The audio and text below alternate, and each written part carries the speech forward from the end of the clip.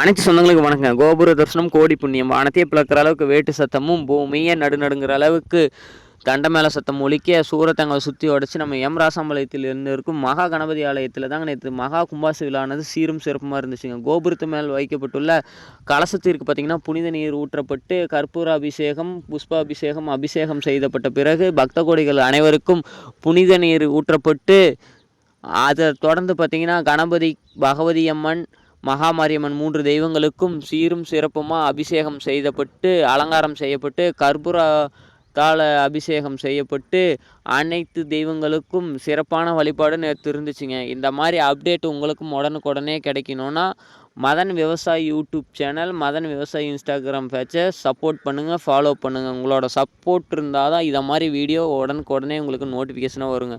இந்த வீடியோவை எடுப்பதற்கு உறுதுணையாக இருந்த அனைத்து சொந்தங்களுக்கும் கோடான கோடி நன்றிகள். இப்படிக்கு மதன் விவசாயி.